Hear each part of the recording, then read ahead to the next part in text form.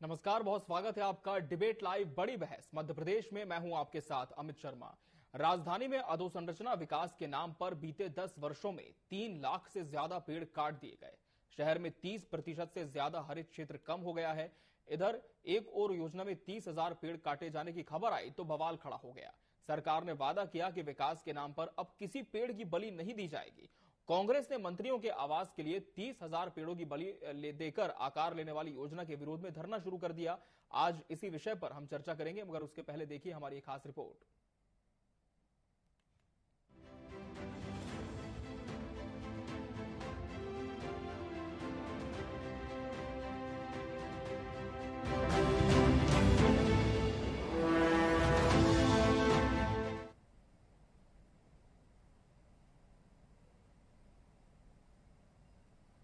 मध्य प्रदेश की राजधानी भोपाल में सरकारी मकानों को तोड़कर 2,378 करोड़ रुपए से रीडेवलपमेंट प्लान की खबरों से बवाल खड़ा हो गया है।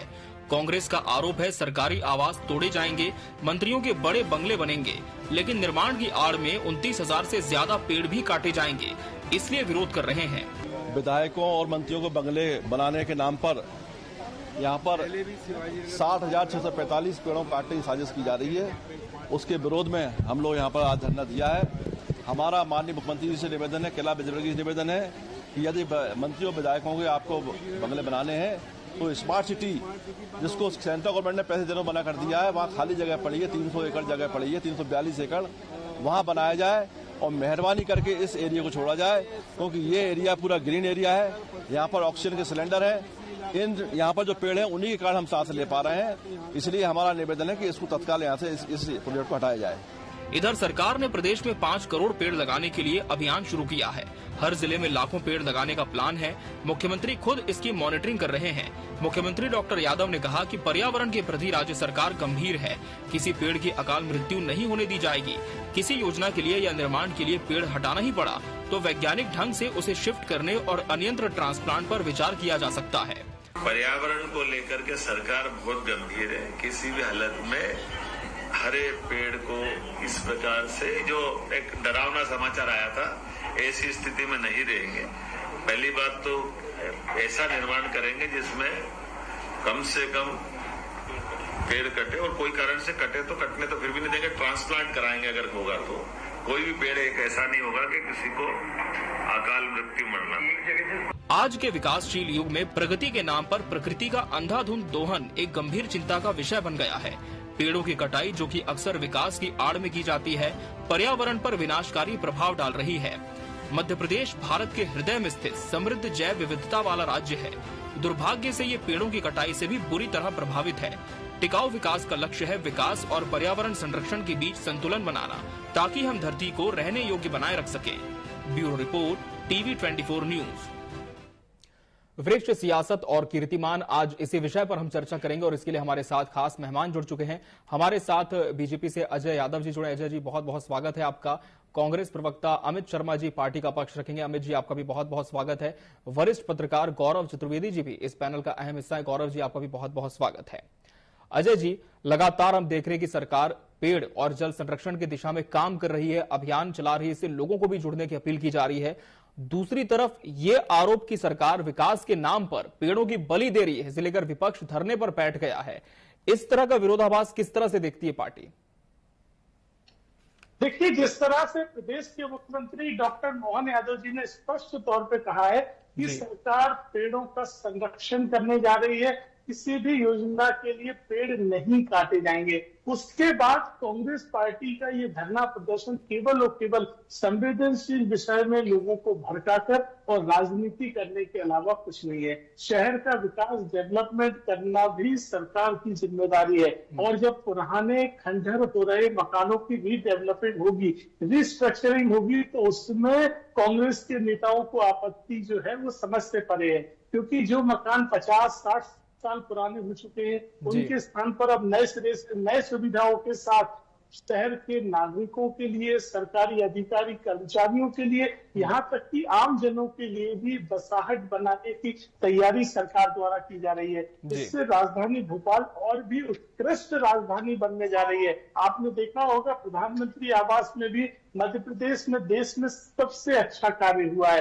तो राजधानी भोपाल को क्यों पीछे छोड़ा जाए। और रही बात पेड़ों को सहेजने की, तो सरकार हमेशा इस मामले में गंभीर रही है। आपने स्वयं देखा होगा पिछले 4 सालों में पूर्व मुख्यमंत्री शिवराज सिंह चौहान जी प्रतिदिन वृक्षारोपण करते हैं। तो ये भारतीय जनता पार्टी की रीति नीति दिखाती है। डॉक्टर मोहन यादव ने मध्य प्रदेश में विशेष अभियान चलाया हुआ पर्यावरण के लिए, नदियों के बचाव के लिए, जो कि 5 जून से प्रारंभ हुआ है, 16 जून तक चलने वाला है। तो ये पार्टी और सरकार की रीति नीति दिखाता है। ऐसे में कांग्रेस के नेता केवल झूठ फैला रहे, भ्रम फैला रहे। मुख्यमंत्री जी ने कह दिया है कि पेड़ नहीं काटे जाएंगे, तो पेड़ नहीं काटे जाएंगे, सीएम ने स्पष्ट कर दिया है। लगातार बीजेपी कह रही, लेकिन अमित जी, क्यों विपक्ष को ये लगता है कि सरकार और प्रशासन जानबूझकर पेड़ों की बलि दे रहे, विकास के नाम पर इनकी कटाई की जा रही है? देखिए अमित जी, सबसे पहले ये कि मेरे विद्वान साथी अजय जी जो कह रहे हैं, मैं उनको वास्तविकता के दर्शन करा दूं। पूर्व तत्कालीन मुख्यमंत्री शिवराज सिंह चौहान जी ने जब गेमन इंडिया की 15 एकड़ जमीन दी थी, तो करीब 4192 गिनती के बड़े पेड़, जिसमें कई पेड़ ऐसे थे जिनकी आयु सीमा 100 वर्ष थी जी। तो जो उन पेड़ों को काटने को, उनको ट्रांसप्लांट कराकर दूसरी जगह लगाकर व्यवस्थित करने का काम किया। जब राइट टू इंफॉर्मेशन में मांगा गया, तो वो जो गेमन इंडिया ने पेड़ों की शिफ्टिंग करी थी, वो एक भी पेड़, ये अमित शर्मा या कांग्रेस की बात नहीं है, एक भी पेड़ आज दिनांक में जिंदा नहीं है जिन पेड़ों को जहां लगाया गया था। इसकी पुष्टि मध्य प्रदेश के एनजीटी विभाग ने स्वयं की थी। उसके बाद उनकी जो पीछे की बिल्डिंगें बनी थी उस पर इस पर जरूर मैं जवाब लूंगा। एक बात जी। दूसरी बात, स्मार्ट सिटी 342 एकड़ में स्मार्ट सिटी बनाई। मुख्यमंत्री जी ने कहा कि कोई पेड़ नहीं कटेंगे, बड़े बड़े पार्क बनेंगे। आज मुख्यमंत्री जी और नगरीय प्रशासन मंत्री जी स्वयं पेड़ कटवाते हैं, और पेड़ कटवाने के बाद एक पेड़ को यहां से वहां तक रोज एक पेड़ लगाते हैं। अरे 100 साल पुराने पेड़ हैं। हम तो कह रहे हैं सारे क्षेत्र को आप गार्डन क्यों नहीं बना देते। आपको कर्मचारी विरोधी, आप उनके मकानों के विरोधी हो, आप छोटे छोटे घर जो गरीबों के बने उनकी बस्तियों के विरोधी, आप उन्हें भी उजाड़ दो आप। लेकिन इस क्षेत्र को अगर 50-100 एकड़ जगह जहां पर 200 साल पुराने पेड़ है, जहां मेरा बचपना बीता है, देखा हुआ है हमने यहां पर, तो उन जगह को आप गार्डन क्यों नहीं बना देते। हम तो इसके पक्ष में। क्या मंशा है आपको 342 एकड़ में आपने दो जो है एक्वायर जमीन एक्वायर करी और 2 सड़क बनाई, जिसमें आपने क्या करा अजय जी, आपकी सरकार ने पॉम के पेड़ लगाए, अशोक के पेड़ लगाए। क्या आपको उससे ऑक्सीजन मिलेगी? क्या आप भोपाल की सुंदरता आपने बर्बाद की कि नहीं की? आप डेवलपमेंट के नाम पर। और रही बात, आज जिन विधायकों और सांसदों और मंत्रियों के आशियाने आप बनाते हैं, आप बनाने की कोशिश कर रहे हैं ताकि वो लग्जरी लाइफ जिए, तो वो नहीं जी पाएंगे अगर उन्हें भी ऑक्सीजन नहीं मिलेगी। इन पेड़ों को काट दिया जाएगा। आज पर्यावरणविद के साथ चर्चा हुई, हमने धरना दिया और इस बात को सांकेतिक कहा कि नगरीय प्रशासन मंत्री इंदौर में 91,000 पेड़ लगाते हैं कल, और भोपाल में आकर हजारों पेड़ों को काटते हैं। निर्मला बुच पूर्व मुख्य सचिव हमारे बीच आज नहीं है, उनके द्वारा गिनती कराई गई थी सरकारी एजेंसी से 58,145 विपक्ष अभी भी अपने आरोपों के साथ लगातार प्रहार कर रहा है। लेकिन गौरव जी, विपक्ष के आरोप कितने आप सही मानते हैं कि विकास के नाम पर मध्य प्रदेश में विनाश हो रहा है, पर्यावरण की बात की जाती है सहेजने की, लेकिन पेड़ों की कटाई भी हो रही है? अगर सरकार ने चाहे तो पर्यावरण सुरक्षित रखा जा सकता है, और उसके लिए मैं एक उदाहरण आपको बता रहा हूं जी। नागपुर जबलपुर मार्ग पर, राष्ट्रीय राजमार्ग पर पैक टाइगर रिजर्व है, जो 1180 स्क्वायर किलोमीटर एरिया में फैला हुआ है जी। वहां के पेड़ों को बचाने और जानवरों को सुरक्षा की दृष्टि से जो राजमार्ग बनाया गया, वो डिजाइन के साथ बनाया गया कि दोनों तरफ जंगल बने हुए हैं, बाकायदा बचे हुए हैं, बीच में से उन्होंने रास्ता निकाल दिया, और रास्ता भी खूबसूरती के साथ निकाला है। कि वहां पर कोई पेड़ों की कटाई बहुत ज्यादा नहीं हुई। और आज एक मध्य प्रदेश के पास और महाराष्ट्र के पास सबसे बड़ी धरोहर के तौर पर कैच टाइगर रिजर्व है। सरकार चाहे तो सरकार, सबसे बड़ी दिक्कत होती कि सरकार के चाहने ना चाहने के ऊपर कि सरकार किस तरीके के प्रोजेक्ट लेकर आ रही है, उन प्रोजेक्ट के पीछे कौन लोग हैं, कितना सरकार उनके आगे झुकती है। दूसरी बात, विपक्ष उस पर किस तरीके की राजनीति करता है। अगर विपक्ष कोई राजनीति करने की, विरोध करने की बात करता, राजनीति का तात्पर्य विरोध है, विरोध करता है तो वो उस विरोध को दबाने के लिए या अनसुना करने के लिए अपनी उस योजना को जबरदस्ती लागू करने पर उतारू हो जाते हैं, आम जन की भावनाओं को नहीं समझते हैं। और इसका उदाहरण इंदौर में देखने को मिला। जिला कोर्ट की बिल्डिंग बनाने में एक तालाब को बचाने के लिए जब स्थानीय नागरिकों ने विरोध किया तो उन्होंने तालाब तो बचाया, लेकिन तालाब का जो कैचमेंट एरिया था वो पूरा का पूरा कोर्ट की बलि चढ़ गया। तो ये सरकार की इच्छा के ऊपर है। सरकार अगर जनता के साथ, विपक्ष के साथ, सहभागिता के साथ अगर विकास करेगी तो कहीं कोई पेड़ काटने की जरूरत नहीं पड़ेगी। और आप जो पुरानी धरोहर है, जैसे शिवाजी नगर है, तुलसी नगर है, ये पुरानी धरोहर के तौर पर आज की तारीख में जाना जाता है कि यहाँ पर लाखों लोग रह रहे हैं, लाखों कर्मचारी है वर्षों से, जिनका जिस मकान में वो रह रहे हैं उस दीवार के साथ उनका एक आत्मिक लगाव है। तो उस आत्मिक लगाव को बचाने के लिए रीडेंसिफिकेशन स्कीम तो आना चाहिए, कोई बुराई की बात नहीं है, लेकिन ऐसी जगह पर लाई जाना चाहिए जहां पर पर्यावरण को कम से कम नुकसान हो। लेकिन गौरव जी, सरकार तो ये कह रही है कि हम तो ये सुनिश्चित कर रहे हैं कि पेड़ों की कटाई ना हो, जल संरक्षण हो, लेकिन विपक्ष ये कह रहे हैं कि एक तरफ तो आप अभियान की बागडोर थामे हैं, लेकिन दूसरे तरफ जो पॉश इलाके हैं जहां पर वीवीआईपीज का रहना होता है, वहीं पर पेड़ों को नुकसान पहुंचाया जा रहा है। तो ये आरोप विपक्ष का कितना आप सही मानते हैं? क्या धरातल पर सच्चाई कुछ और है और कागजों पर दावे अलग हैं? देखिए, जो स्कीम सरकार लेकर आ रही है, स्मार्ट सिटी की लेकर आ रही हो या मंत्रियों विधायकों के बंगले बनाने की बात, फ्लैट्स बनाने की बात आ रही, क्या वाकई में कम से कम पेड़ काटने की बात रहेगी या कम से कम पेड़ों को ट्रांसप्लांट करने की बात होगी? क्या मौजूदा जो पेड़ वहां पर लगे हुए हैं उनको कोई नुकसान नहीं पहुंचेगा?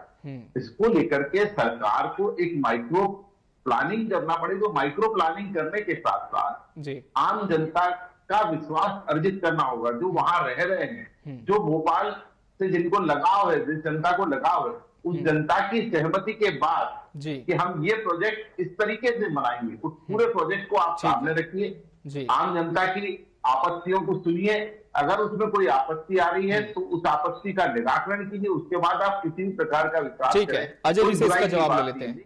जी अजय जी, पूरी ट्रांसपेरेंसी आपके प्रोजेक्ट्स में होगी कि नहीं, ये कैसे सुनिश्चित करेगी सरकार? और साथ ही इस ओर भी ध्यान कैसे दिया जाएगा कि विकास के नाम पर जो पेड़ों की अंधाधुंध कटाई है और पर्यावरण का नाश है वो ना हो, जैसे कि विपक्ष लगातार आरोप लगा रहे हैं?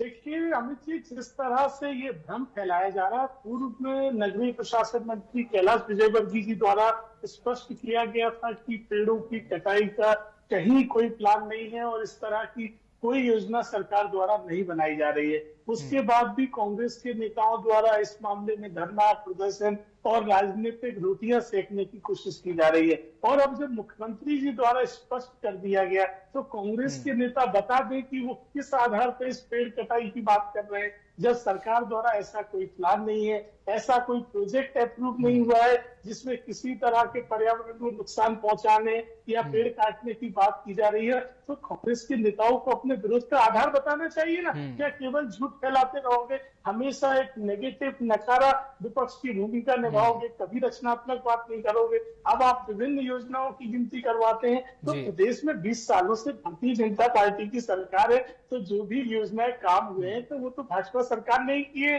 तो जब आपकी सरकार के जमानों में विधानसभा बनी होगी, वल्लभ भवन बना होगा, पुराने भवन बने होंगे, तो उस समय भी तो कुछ ना कुछ पेड़ों की शिफ्टिंग या ये सब हुई होगी, या फिर खाली मैदान मिल गया था, उन्हीं में बना लिए थे। तो कांग्रेस के नेताओं को कभी भी इस तरह के भ्रम नहीं फैलाना चाहिए। मुख्यमंत्री जी संवेदनशील है इस विषय पर, जब उन्होंने स्पष्ट कहा है तो पर्यावरण की सुरक्षा का ध्यान रखते हुए और पेड़ों की कटाई नहीं होगी, उसके बाद भी डेवलपमेंट होगा, राजधानी को और सुंदर बनाया जाएगा ताकि राजधानी में आने वाले लोगों को लगे कि ये देश की सबसे अच्छी राजधानी है।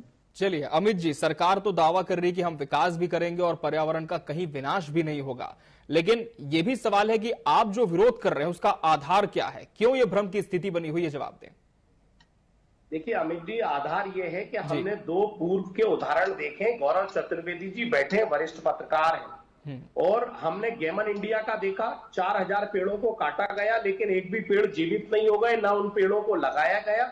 यहाँ बैठ के राजनीतिक विषय नहीं है। और मैं अजय जी को बता दूं, ये पेड़ों के विषय ये कोई कांग्रेस बीजेपी का नहीं है।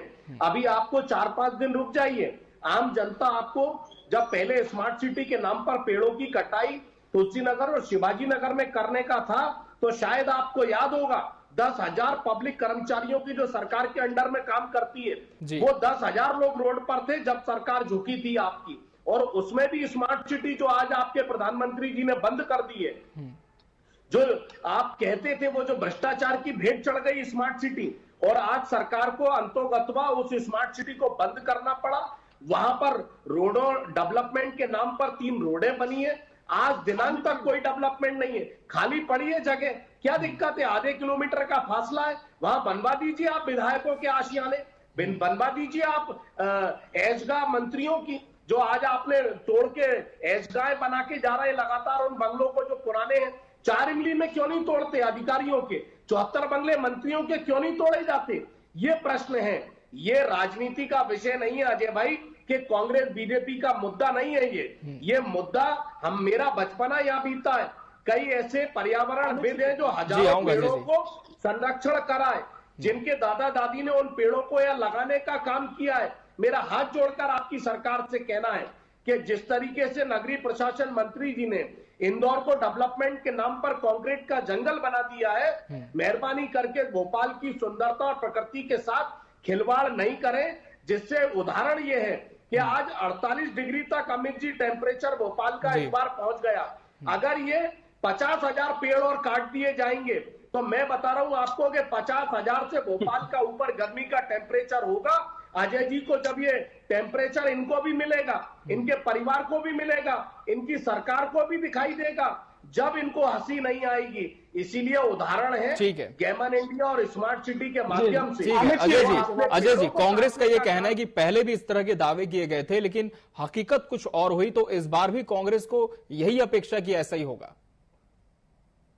देखिए अमित जी, जिस इलाके के रीडेवलपमेंट की बात हो रही है वो तमाम मकान लगभग 50 साल या उससे अधिक प्रशासन मंत्री शासकीय आवास है। ठीक है, मैं आऊंगा अमित जी, फिर से आपका रुख करूंगा। अजय जी की जवाब ले लेते हैं। का रीडेवलपमेंट होगा या नहीं? क्या रीडेवलपमेंट करवाना सरकार की जिम्मेदारी नहीं है? क्या कोई आवासीय मकान जो 50 साल से ज्यादा पुराने हैं उनका रीडेवलपमेंट नहीं होना चाहिए? ये कांग्रेस पार्टी की वही नकारा राजनीति वो ये कह रहे हैं अजय जी कि डेवलपमेंट होना चाहिए, रीडेवलपमेंट होना चाहिए, लेकिन सरकार ये कैसे सुनिश्चित करेगी कि पहले भी विकास के वादे किए गए लेकिन पेड़ों को काट दिया गया, तो इस बार ऐसा नहीं होगा? अमित जी, मैं इनसे पूछ रहा था कि क्या विधानसभा जब कांग्रेस की सरकार में बनी, मंत्रालय बने थे, तो क्या उस समय पेड़ नहीं कटे होंगे? तो कांग्रेस के नेता केवल झूठ क्यों फैलाते हैं, जब आज मुख्यमंत्री और नगरीय प्रशासन मंत्री स्पष्ट तौर पे कह रहे हैं कि रीडेवलपमेंट में पेड़ नहीं काटे जाएंगे? तो उसके बाद क्या सोनिया गांधी की मोहर लगवानी पड़ेगी हमें इसके लिए कि पेड़ नहीं काटे जाएंगे? इसीलिए कांग्रेस पार्टी के नकारापन की वजह से इन्हें प्रदेश की जनता ने गंभीरता से लेना छोड़ दिया है। ये केवल और केवल संवेदनशील विषयों में राजनीति ढूंढने की कोशिश करते हैं, जब नगरीय प्रशासन मंत्री और मुख्यमंत्री कह चुके हैं कि रीडेवलपमेंट भी होगा लेकिन पर्यावरण की कीमत नहीं होगा, कोई भी पेड़ नहीं काटे जाएंगे।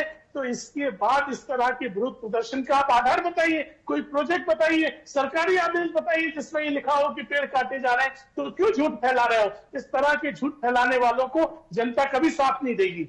गौरव जी, दोनों पक्षों को आपने विस्तार से सुना। अभी भी सवाल यही बना हुआ है कि पहले भी दावे किए गए लेकिन हकीकत कुछ और हुई। लेकिन वर्तमान सरकार जो है, जो नीतियां बनाई गई है, जो अभियान चलाए जा रहे हैं, क्या इनमें कोई खामी आपके नजरिए से दिखती है? सरकार को कुछ और बेहतर करने की जरूरत है ताकि जब भी रीडेवलपमेंट या प्लानिंग के कोई प्रोजेक्ट्स आए तो पर्यावरण की बलि पर वो पूरे ना हो।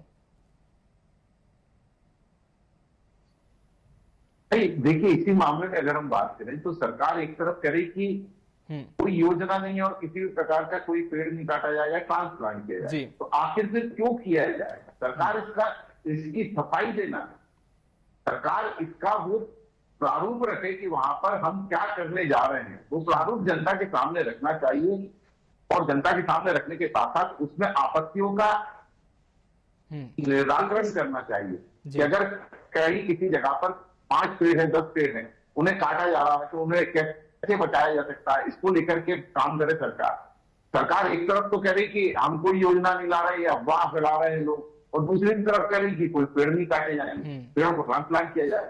सरकार वस्तुस्थिति सामने रखे और आने वाले समय में अगर कहीं और भी अगर इस तरीके की कोई योजना आप लेकर जा रहे हैं, सड़क बनाने की योजना लेकर जा रहे हैं या कोई भी योजना लेकर जा रहे हैं, तो उसे इस तरीके से प्रारूप को तैयार करवाएं कि जिसमें कम से कम पर्यावरण का नुकसान हो, जिससे जो धरोहर है, क्योंकि एक तरफ आप 5 करोड़ पेड़ लगाने की बात कर रहे हो, एक तरफ आप 29,000 पेड़ काटने की स्थिति को स्पष्ट नहीं कर पा रहे हैं कि हम कैसे क्या करेंगे।